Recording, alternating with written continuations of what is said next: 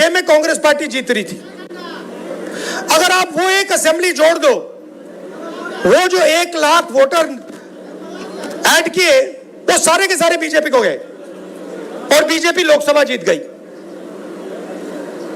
अब हमने press conference की देश के सामने, दुनिया के सामने, और दूध का दूध पानी का पानी हो गया। आप नोट करो, बीजेपी के एक नेता ने, आमतौर से हर चीज पे टिप्पणी करते हैं, मेरे प्रेस कॉन्फ्रेंस पे बीजेपी के एक नेता ने बयान नहीं दिया। मोदी जी ने एक शब्द नहीं बोला, अमित शाह ने एक शब्द नहीं बोला। जब चोर को पकड़ा जाता है, चोर बिल्कुल चुप हो जाता है।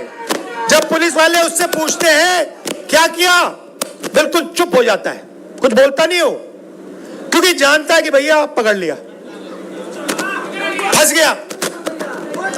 तो ये हुआ है। अब वोट का क्या मतलब है? आप कहोगे ठीक है भैया, बीजेपी वोट ले गई, वोट बढ़ा दिए, बिहार में 65 लाख वोट कम कर दिए। अच्छा, इनका तरीका मैं आपको बताता हूं। ये क्या करते हैं, ये 65 लाख वोट कम करेंगे और फिर 65 लाख वोट जोड़ेंगे। ये इनका गेम है। तो अब आप कहो भैया माइक तो ठीक कर दो।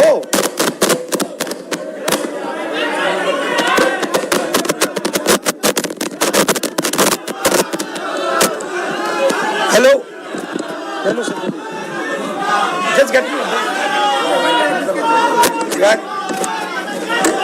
ये भैया कह रहे हैं कि हिल रहा है इसलिए बाइक नहीं चल रहा। भैया ये बिहार की क्या हालत है कि मेज हिल रही है तो माइक नहीं चल रहा। तो अब आप कहोगे ठीक है भैया, इलेक्शन चोरी कर रहे हैं, तो क्या हुआ? मैं आपको बताता हूं। देखिए, इस संविधान में लिखा है कि हिंदुस्तान के हर नागरिक को 1 वोट मिलेगा। 2 नहीं मिलेंगे, 5 नहीं मिलेंगे, आधा नहीं मिलेगा, 1 मिलेगा। मतलब अगर दलित है, ईबीसी है, पिछड़े वर्ग के हैं, मुसलमान है, हिंदू है, जो भी है, 1 वोट मिलेगा, 2 नहीं, आधा नहीं। अंबानी जी का जो बेटा है उससे उतने ही वोट मिलते हैं जितने देश के सबसे गरीब बच्चे को मिलते हैं, 1। और वोट को सबसे ज्यादा किसको जरूरत होती है? आप क्या सोचते हो?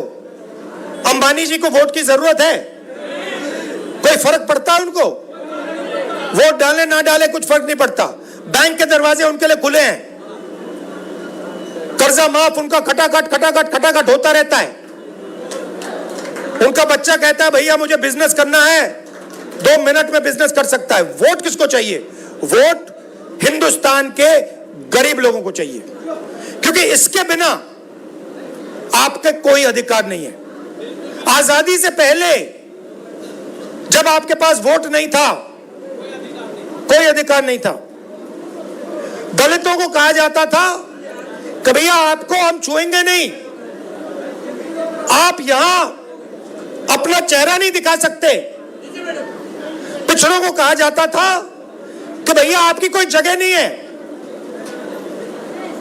सरकार में कोई जगह नहीं है, शिक्षा के सिस्टम में कोई जगह नहीं है। ये सारा का सारा जो आया है, ये आजादी के बाद संविधान के कारण आया है। और संविधान क्या है? अगर जिस दिन आपने वोट खत्म कर दिया, उस दिन इसका कोई मतलब नहीं रहता है।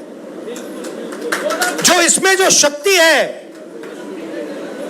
ये किताब नहीं है, ये हिंदुस्तान की शक्ति है, हिंदुस्तान की आत्मा की शक्ति है। वो शक्ति इसमें कहां से आती है? वोट से आती है। वोट निकाल दिया तो जो भी इसमें लिखा है उसको कोई मतलब नहीं है, क्योंकि शक्ति नहीं है उसमें, पावर ही नहीं है, दम ही नहीं है। दम वोट से आता है। अब मोदी जी ने पहले कहा, याद रखिए, ये जो आरएसएस के लोग हैं ये तिरंगा को सैल्यूट नहीं करते थे, ये नहीं करते थे, अभी खड़े हो जाते हैं ऐसे, मगर दिल अंदर दूसरा करता है, क्योंकि ये जानते हैं कि ये जो किताब है ना, ये पिछड़ों को, ईबीसी को, दलितों को, गरीब जनरल कास्ट के लोगों को, महिलाओं को आगे बढ़ाने की किताब है, उनके अधिकार की किताब है, और वो अधिकार नहीं देना चाहते। तो ये इसको चुनाव में इन्होंने कहा, बड़े बड़े नेताओं ने कहा हम संविधान को बदल देंगे, बदल देंगे, और हमने कहा ऐसे नहीं होगा, सपने मत देखो, संविधान को कोई शक्ति नहीं बदल सकती।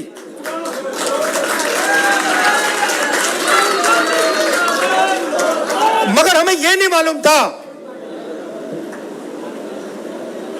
शक था मगर सबूत नहीं था कि ये इसको खत्म करने में लगे हुए हैं,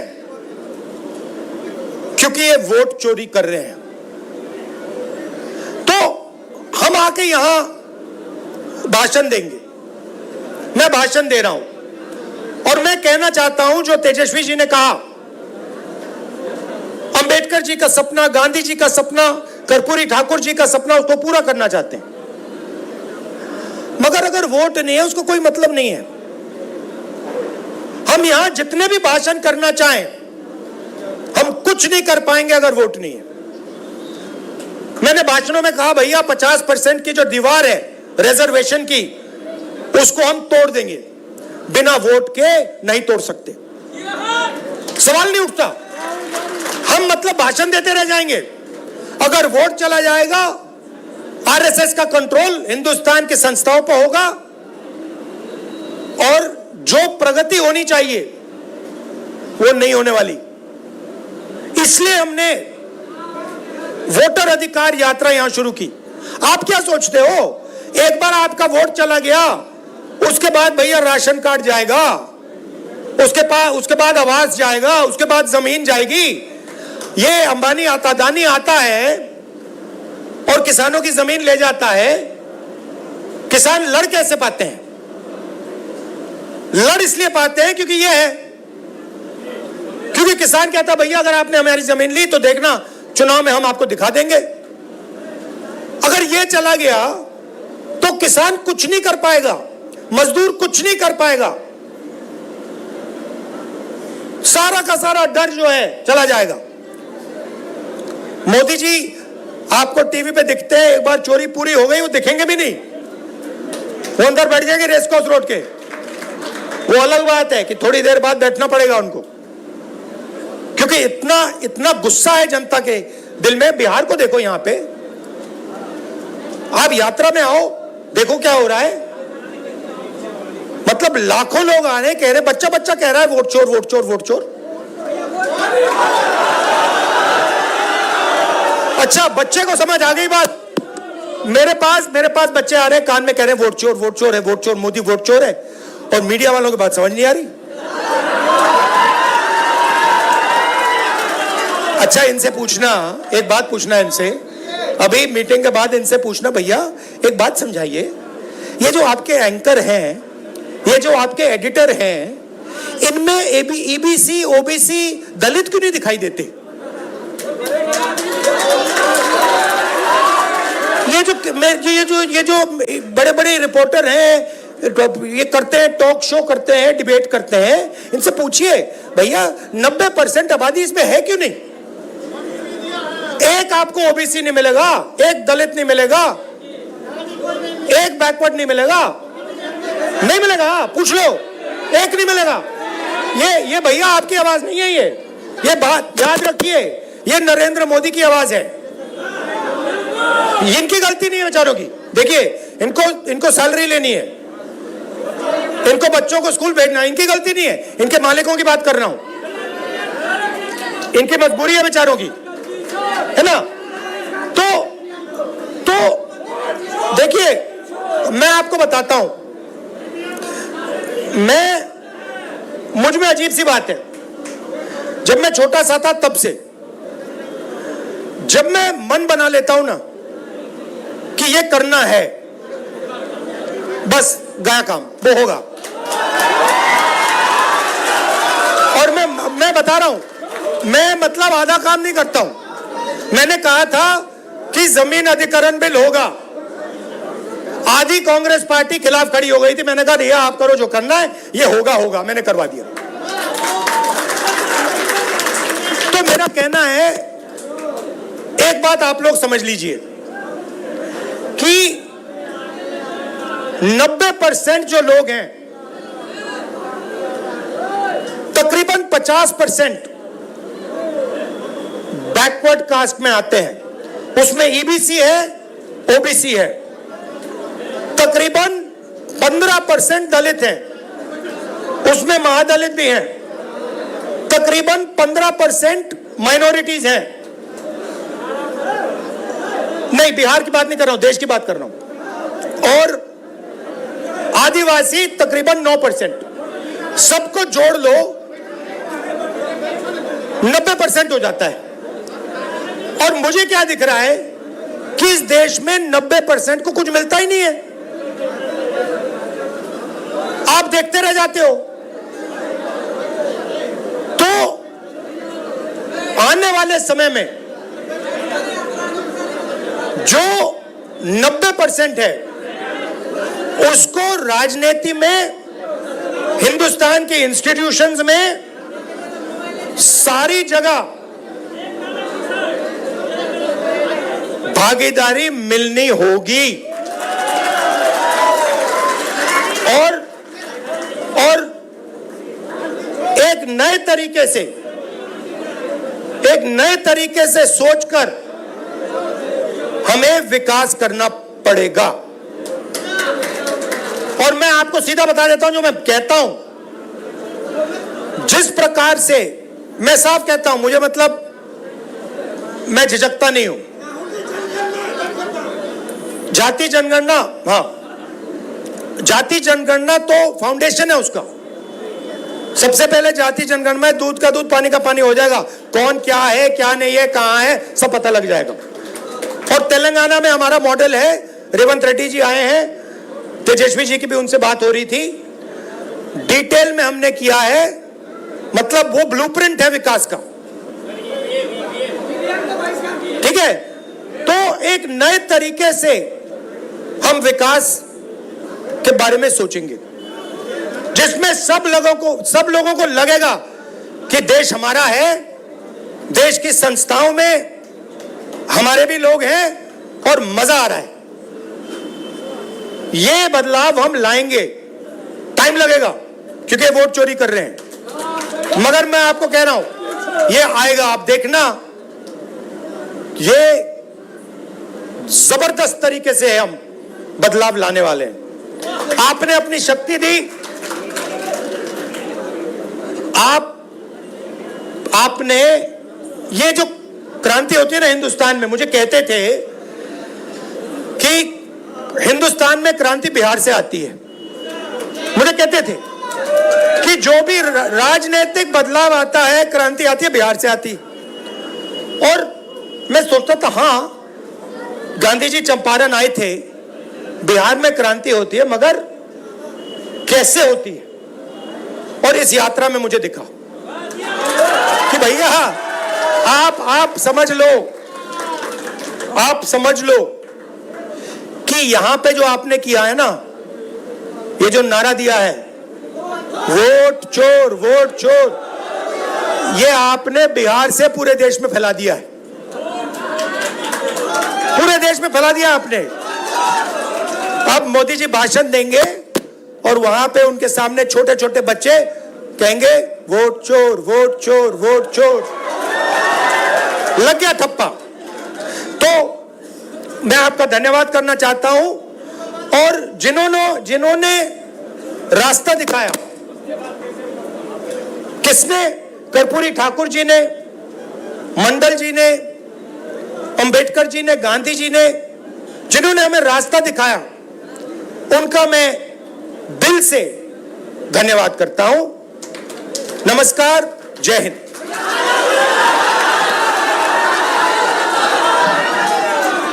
धन्यवाद राहुल जी। अब जितेंद्र बघेल जी से आग्रह करूंगा कि धन्यवाद करें। बहुत बहुत धन्यवाद। हमारे कुछ साल पहले अमित शाह ने बयान दिया, एक बार नहीं अनेक बार, कि अब बीजेपी की सरकार 40-50 साल चलेगी। हाँ, और मैं सोच रहा था कि यह व्यक्ति कैसे कह सकता है, इसको कैसे मालूम कि बीजेपी की सरकार 40-50 साल चलेगी। हम सब राजनेता हैं, जनता क्या करेगी, जनता के दिल में क्या होता है, जनता ही जानती है। तो ऐसा बयान देना कि अब हमारी सरकार 40-50 साल चलेगी, ये अजीब सा बयान है। और उस टाइम मैंने सोचा था कि इसको कैसे मालूम कि 40-50 साल के लिए सरकार चलेगी। और अब सच्चाई पूरे देश के सामने आ गई है। वो ये बात इसलिए कह सकते हैं कि वो वोट चोरी करते हैं, और ये चोरी इन्होंने अभी नहीं चालू की। मैं आपको बता रहा हूं, एक दिन ये आएगा बाहर। ये चोरी सालों से हो रही है। ये चोरी गुजरात में पहले शुरू हुई, उसके बाद 2014 में नेशनल लेवल पे आई, उसके बाद चुन चुनकर ये लोग स्टेट जीतते हैं और हरवाते हैं।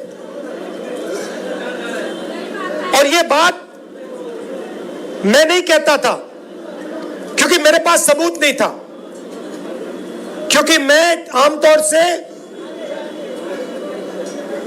ऐसे मंच पर मैं झूठ नहीं बोलता हूं।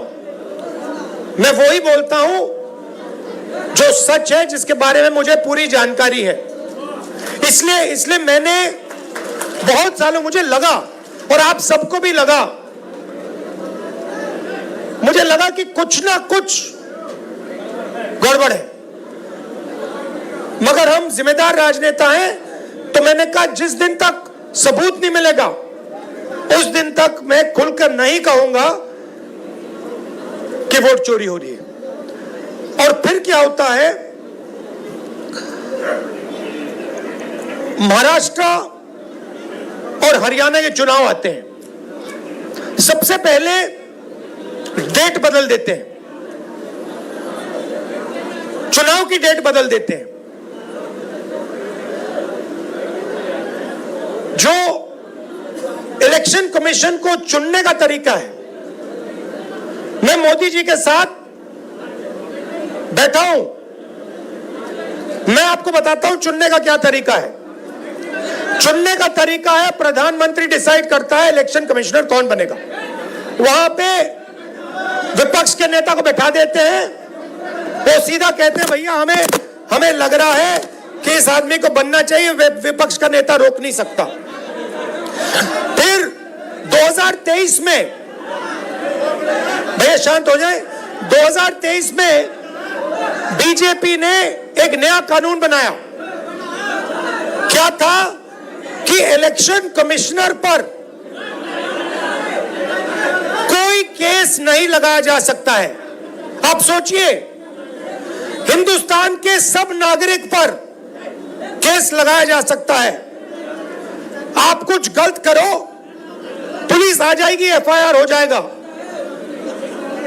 2023 तक इलेक्शन कमीशन और इलेक्शन कमिश्नर पर केस किया जा सकता था। 2023 में छुपे बीजेपी ने कानून बदला। नया कानून कहता है कि इलेक्शन कमिश्नर पर कोई जुडिशियल कार्रवाई नहीं की जा सकती, कोई केस नहीं लगाया जा सकता। अब आप पूछिए अपने आप से ये कानून क्यों बनाया गया? चोरी करवाने के लिए, कि ये लोग बिना डरे चोरी कर पाए। तो महाराष्ट्र में इन्होंने क्या गलती की, ये थोड़ा ज्यादा कर दिया।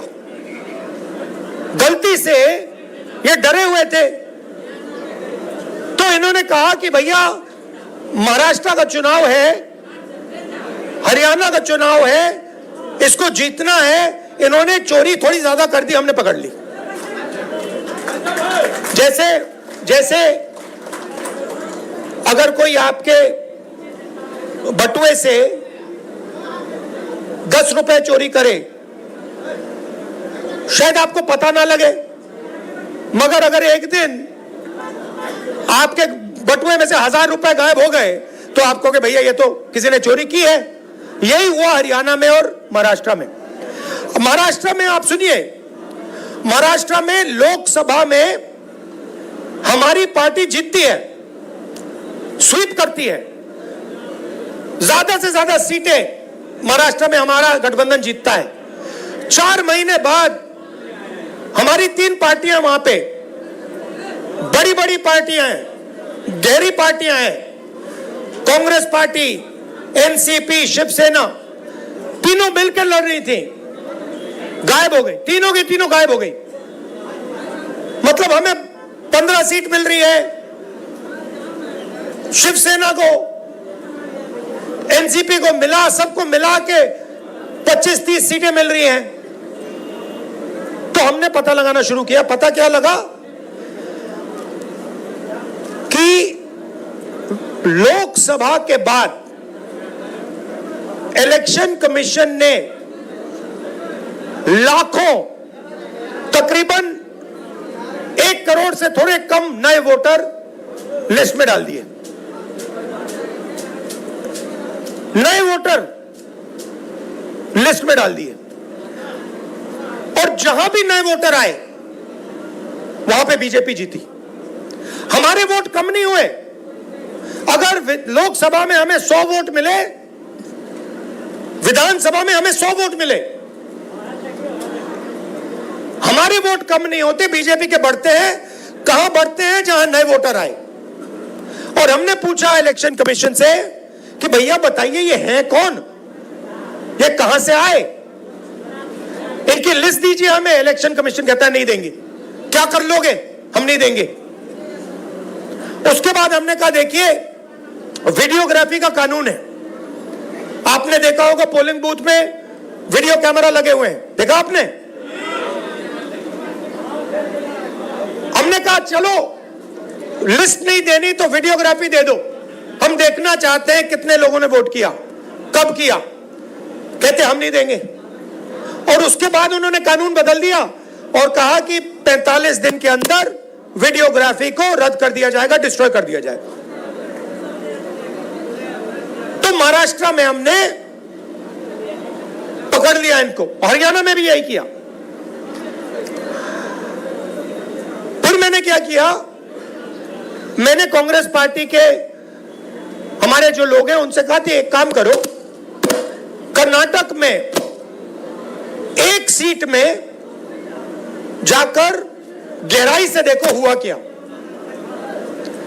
तो बेंगलोर सेंट्रल सीट हमने चुनी और उसमें एक असेंबली में हमने काम शुरू किया।